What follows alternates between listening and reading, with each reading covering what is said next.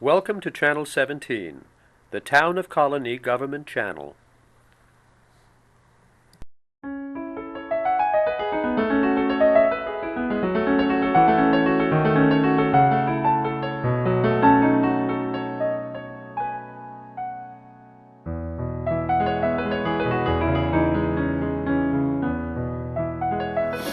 All right, well, welcome to Meet the Author. My name is Joe Nash, and today we're talking to Sandy Zelka. The book is called A Bad Day at the Beach.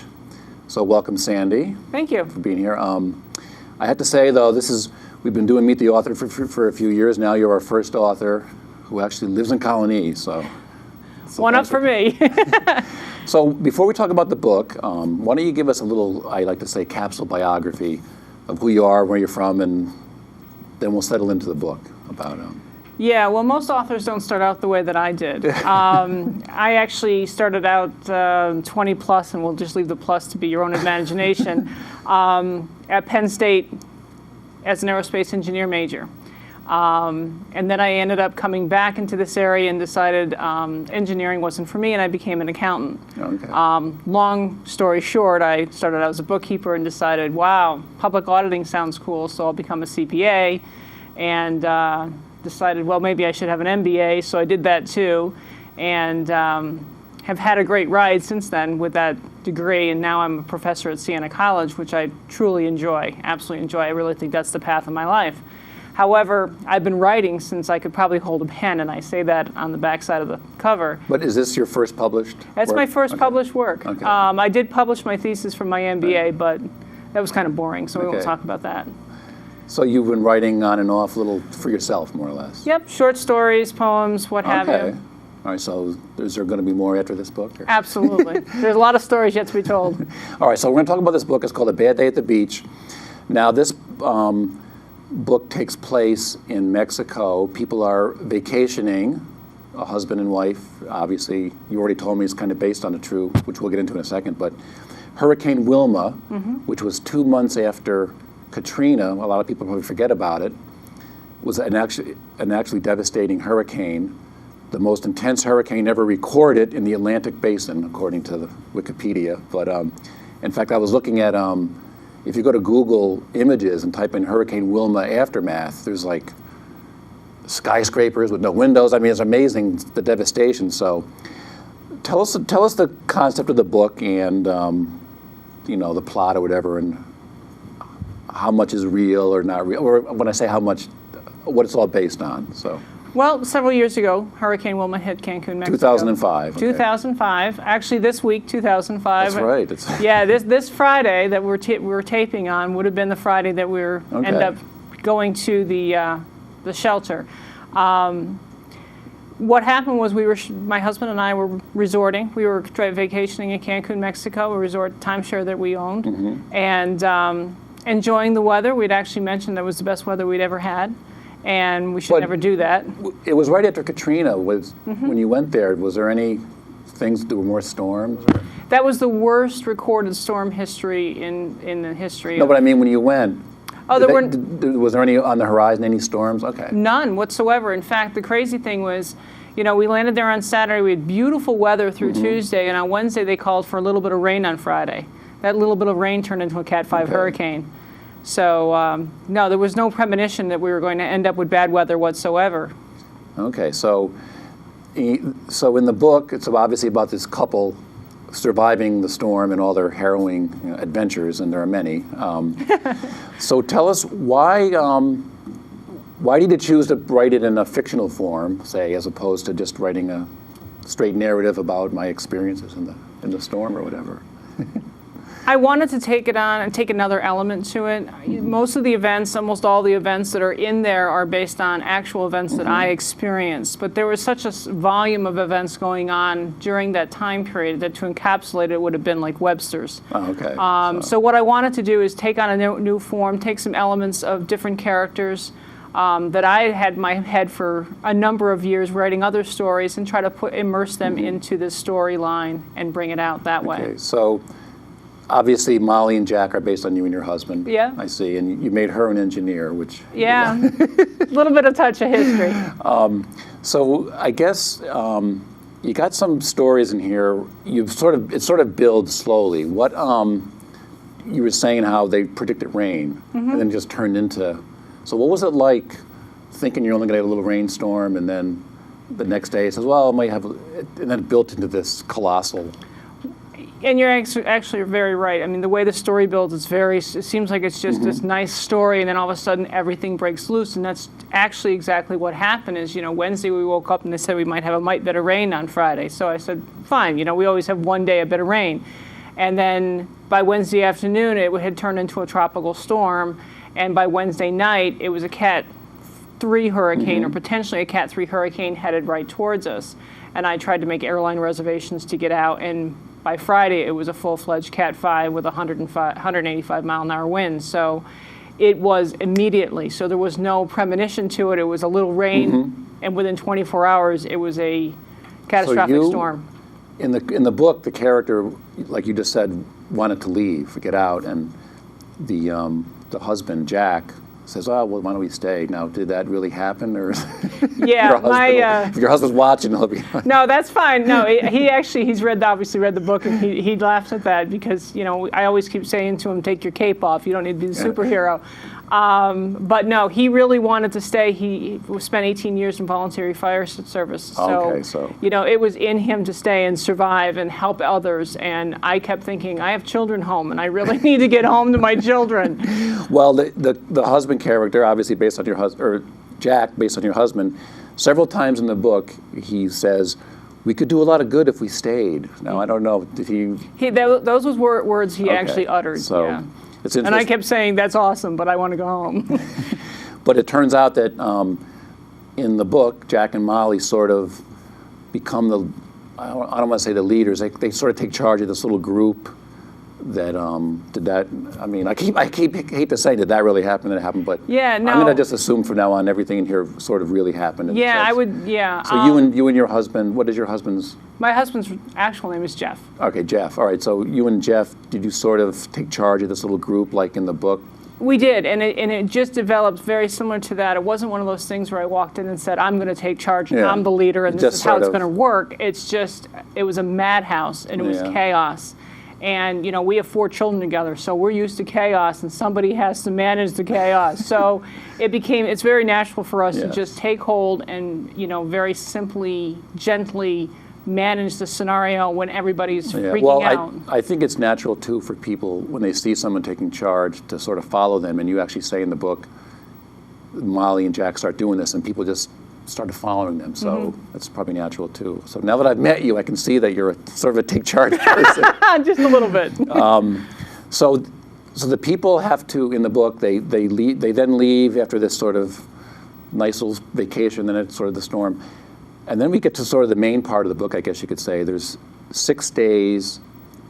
They are transferred to a school, and you got to sort of survive, ride out the storm. And you even use the word banditos in here, which I really liked. So tell us about this 6-day event that sort of makes up the bulk of the book, of riding out the storm and sort of what happened and some of the events. And then, like I say, the events in here, dealing with the embassy. Tell us this part. This is like the main part of the story. Yeah, well, we actually ended up having to leave the resort, which we didn't want to do, and we were kind of taken out by force, but I'll leave that to the readers to understand what that piece was like. The term, there's no room at the inn, and every shelter we stopped at, there was no room for us. So we ended up at this Mayan kindergarten that had just been built, but it was a one-room house. It was a one-room building, 1 floor. No latrine, no bathroom. You go into that a lot. Facilities, but it was interesting. It was interesting how 26 people can survive in a building for 36 hours and manage all of the chaos going in, the winds blowing, the water coming in, the management of, the few morsels of food we did have, how to manage all that amongst 26 people. So we were considered the lost 26. So that's what works very well for this piece. On the way to the schoolhouse, though, you're right about you were going to stop at a couple places. Now, what was that? One was like looked like a prison or something. Yeah, there were actually Looking shelters that were indicated on the map that's where right. people should be sheltered at. And Okay. every time we got there, They they were- were usually gated off, I see, okay. and we weren't allowed to So then you go ended in. up at this little, and like I say, in the book, the 6 days, the experiences of sort of how everyone sort of stuck together and worked things out is interesting. And Yeah. now that I know that it was actually really happened, it's very well written too. As people watching can.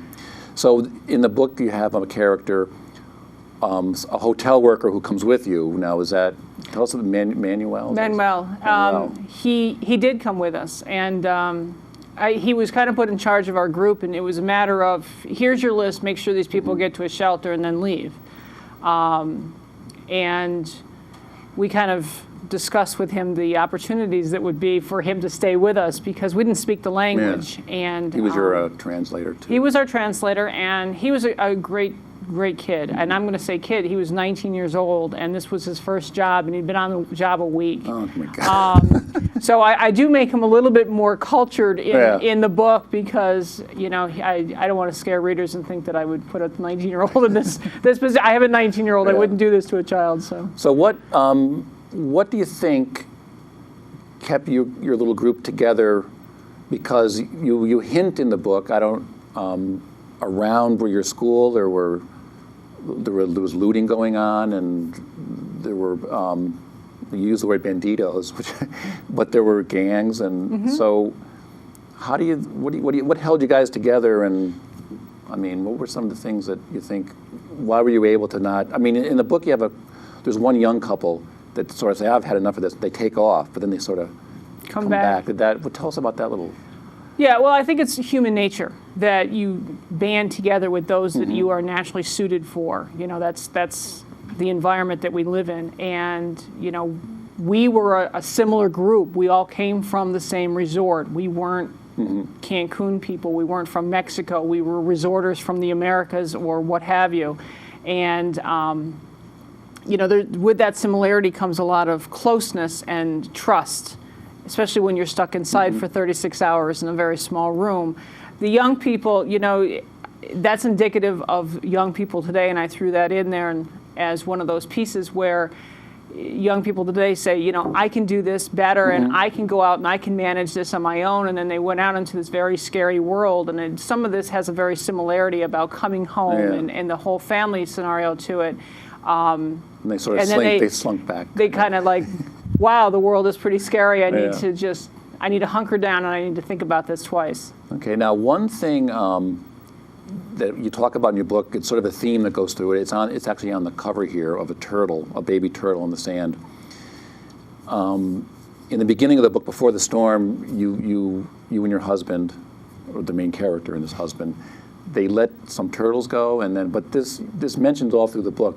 Why did you use this little symbol or story several times through the book? What did it sort of mean to you?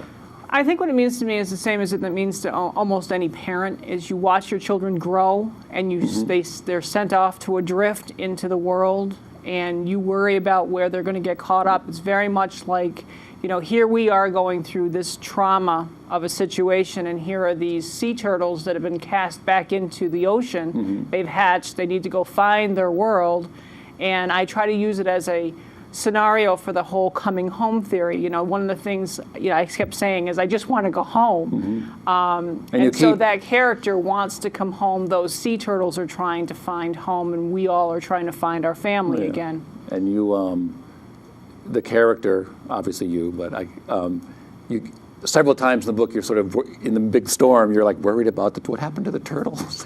Well, I think it's very reflective when you think of, you're not the only one going through this. I mean, yes, we were 26 people in a one-room school, but we were not just 26 people going through this. There were 20,000 tourists going through this, and having just gone through the Katrina scenario and hearing all the casts of that, you sit back and think, what else is going on out there? And there were a lot of stories of things that had gone out there. In fact, once we get back to the resort and I'm able to make communication home. I think you said in the book, the character says they called home, and her son says, the news said no tourist survived or something. Right.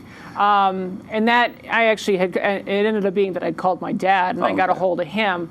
But he had newscasts that said that no one had survived. Oh, my God. I mean, My son at the time was 15, excuse me. My son at the time was 15, and he was reading the newspaper every day to find my name in the paper, and the kid never picked up a paper in his life. yeah. Oh, my God. So, I mean, the trauma that our children were going through, wondering, are mom and dad coming home? Was, you know, so it's, again, you go back well, in to the that book, whole there sea turtle. there is a longing for home in the book, one of the themes. So let me see now. Oh, yeah, now, after you're on here for 5 days, you're obviously, or you're in the school, I'm sorry, trying to get out. Now, I already commented to you before we started, getting out was almost, it seemed like it was worse than the surviving the storm. So tell us about trying to leave in the embassy and just sort of the nightmare, which in some ways was worse than surviving the storm. I mean, it's unbelievable that what was going on here. Yeah, once the storm was over, then it was a matter of how do I get out of here? And no one was coming to get us. So we did enlist a couple of people's van or their truck, and we did go to Cancun City, and that's described very well in there as to Well, things that after we the saw. storm, I should tell people, after the storm, your descriptions of the devastation are very well written, very interesting, and you can really tell that it was just total. Like I said, I looked at the pictures on Google today, and it's just like you described it. Yeah, yeah. So anyway, so you're trying So eventually, resort workers did find us, and we ended up back at our resort. So we get through that horrific event, and we think, all right, we're home free. And going to we're leave the nowhere next near- day or something. I know. Right, we're nowhere near home free, and what we have to do is literally go down into Cancun and visit the U.S. Embassy site, which had literally been blown Yeah. away, but they had this makeshift site, and there was not a lot of help. And the thing that made me insane about this whole scenario is I have a long military history in my family, and we helped build this country kind of thing. And here I am stuck in this foreign country, and I can't get out. And but yet, we're back to our resort, and we have a handful of people from, say, the UK or Canada or Australia, and those countries sent embassy people directly to our resorts. They knew where these people were, and it wasn't just our resort; it was all the resorts, and they located their people and brought them home. Just like I mean. Just like that. And then there was no American embassy people anywhere to be seen? There were American embassy people to be seen, but weren't their very- philosophy, what they had been told, was that we were on vacation and this was our issue. And as I describe in here, it's a very difficult position, and you almost feel like that little sea turtle caught in the net. Yeah. Because you can see the world around you and you can't reach out and get to it. And that's really how we felt. And it did take some cutting of the net to get home. There's a scene where Molly sort of rails this. Oh, I guess she says he grabs the embassy guy and swearing and everything. Now, did you? Well, tell us how much of that was real. Well, I'm Irish, so I have a bit of a temper. I do keep it reined in, but you're without real food. But I mean, did you have a confrontation with an embassy We person? absolutely had a okay. confrontation with an embassy person. So you're at your wit's end. I know. You're just so close to the American soil, and you can't touch Well, it. in the book, there's a lot of instances where everyone is sort of on the emotional edge, which I'm sure you would be, but people are sort of on the verge of tears all the time, and so it was very. It must have been just emotionally draining. I don't know. Have you been back to Mexico since then? No. Okay. No. Well, yeah, I thought you said you owned a timeshare. Yeah, Oh, we you sold that. Sold Sometimes you just can't go back. Yeah. And I just could not go back. I've seen pictures and they put it right back. And Cancun is gorgeous, and Yeah. everybody should go to Cancun, Mexico. It's the most relaxing place in the world. Unless you've, Yeah. but this is like any kind of thing. I'm certain people who may have been, in fact, we had a person who was with us, which is not in the book, who had survived Katrine, who was in Louisiana when this hit. And then they're down in And now they're with us. I mean, that's this is bad luck, and I opted not to try to put myself in that path again. Well, in the book, there's another couple that Jack and Molly sort of become good friends with. Tell us about that relationship and if it was, you know, it was based on a real incident, and have you stayed in contact? And It was based on a real incident to some level. We did run into a couple who were there diving and really didn't have a resort to go back to when we were trying to get out in the airport. So this was before the storm hit. We're trying to find a way to fly out of there. And really, as much as happened in the book, really, you know, I took that to a whole fictionalized level because it was really, it felt like that, but we didn't have, we were limited in our resources. But those two friends actually did come back to the resort with us, and then they ended up going to the shelter with us, and we became very good friends during that duration, although we've all gone our separate ways and haven't really kept in too much contact, except that I did send them a copy of the book, and I did hear from them and said, you know, this is pretty cool. So it's kind of nice to, you know, when you've gone through something and then you read it, you're like, wow, yeah, I remember that. So it must be... and this was a catharsis, writing this for me. You know, you talk about the emotions. I was unemotional through this entire Well, in the event. book, the character Molly is, so she's sort of holding it in. Yeah. And she's trying to direct, and so I guess maybe the writing the book, you had to wait till then to write that. I did, and I certainly got it out of the system. And you know, the thing is, after you go through that, everybody wants to know, and you've told the story so many times. And I thought, this is great fodder for a book, and I can take it to that place that I've always wanted to write at. Well, what do you think? How has going through something like this? How has it changed you and your husband, or yourself, or maybe your relationship, or how you think about life, and the big question, I guess. Yeah. Well, what can you say about going through something like this? How it's changed you, or? I think it recenters you. I really do. I mean, we live in this very fast, expedient life, and we're out there to be the next thing and to get that next promotion and to do, you know, we're doing it, our kids are doing it, and we're running at about 110 miles an hour.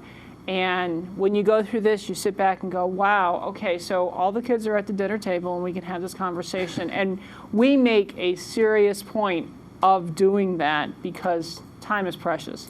Well, it's very rare that we're, like you and your husband and everyone down there, you're in a situation where you're sort of down to the bare essentials. I mean, there's some stories in the book about just trying to use the bathroom. And there's a story about your feet getting the skin peeled off, and I don't want to go in, but you're really down to the essentials, and I guess you really find out what life is sort of all about. And I think for my husband and I, we also looked at it, you know, we were like everybody else, you know, we wanted a boat, we got a boat. We wanted a Harley, we got a Harley. We want this, you know, because we had the means to do it. We're working hard, we're going to enjoy ourselves, and blah, blah, blah, blah. And we've taken a massive step backwards and said, before we do anything, do we really need to do that? Yeah. You know, do we need to go on vacation to Florida, or can we go hang out in Lake George for 4 or 5 days? And you know, that Lake George trip is so much better. It's less chaotic. We drove actually down to Hilton Head instead of flying, and it was the best trip possible because we had all the conveniences. We were able to manage the trip ourselves. We weren't dependent on anyone. No. I haven't been on a plane. Well, actually, I've been to Germany since, but it's, you know. Now, when you went to Hilton Head, did you take your kids, or? I didn't. We have yet to really vacation out of the state with the kids. They're older now. They're teenagers, so scheduling is a wonderful thing. Now, you told me before we started, and this is a really nice story, I think, the epilogue.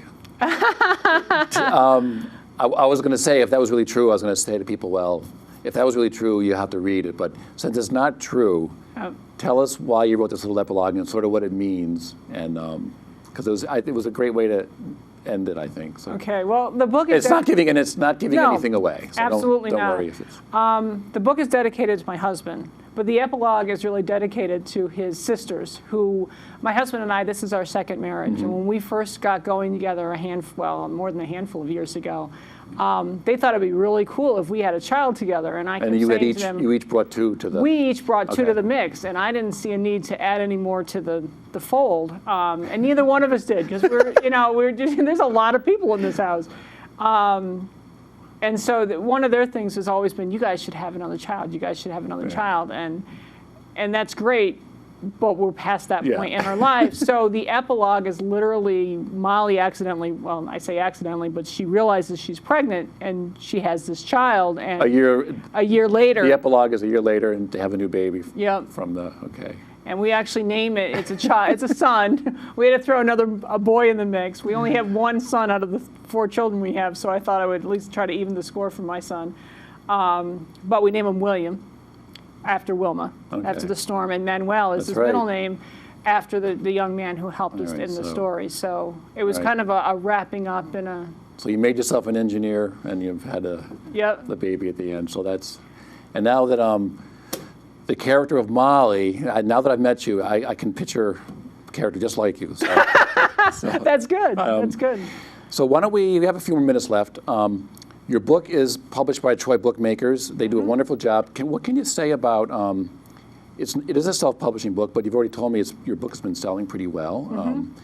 What was that like, this process with Troy Bookmakers and self-publishing the book? It was a great adventure. I mean, Troy Bookmakers is awesome to work with. They're very open, and they give you the process and let you manage the process throughout it. So you have a skeleton. You say, okay, you need a manuscript. So you write your manuscript, and they said, okay, well, now you probably should have it edited, and they give you resources to do that, which I had it professionally edited as well as reading it myself. And then you really build the entire book yourself, and that from the size of the book to the type of the paper to the cover. And you chose the cover. I chose the cover. Okay, it's a very nice cover. The turtle from the story. Yeah. I wanted it to be more very serene, very placid, and that's why I chose the colors that I did, because I didn't want it to feel traumatic. There's enough going on inside the book that you don't need to look at the outside of the book and go, oh boy. So I wanted to be enticing that way. But the great thing about self-publishing is not only are you building the story, but you're building the book and all the mechanics around it. So when you hand someone that book, it's not somebody else's decisions that have been made. It's sort of really all your own. It's kind of personalized. It's very personal. Very personal. So the book, it is available at the TroyBookmakers.com, thetroybookmakers.com. You can get it at Amazon, Borders. It'll be available on Borders. Well, this will be passed, so it'll be Borders October 17th on. Okay. Borders at Cross Gates and Bookhouse in Stuyvesant. Bookhouse in Stuyvesant Plaza, and it's available online at Amazon.com. Online, and we will have a copy here in the library if people want to come in and check it out and read. Absolutely, and the Bookhouse actually has signed copies if you're interested. If you want a signed copy, if that. So very good. I'll just say, to sort of wrap things up. The book really presents what it was like to be in this Hurricane Wilma, and a lot of adventures with the characters. And like I say, getting out was, the way it's described, is worse than the. So thanks, Sandy, for coming by, and we really appreciate it. Thank you. This was a pleasure. Okay. All right. Well, that's it for today for Meet the Author. We'll see you next time.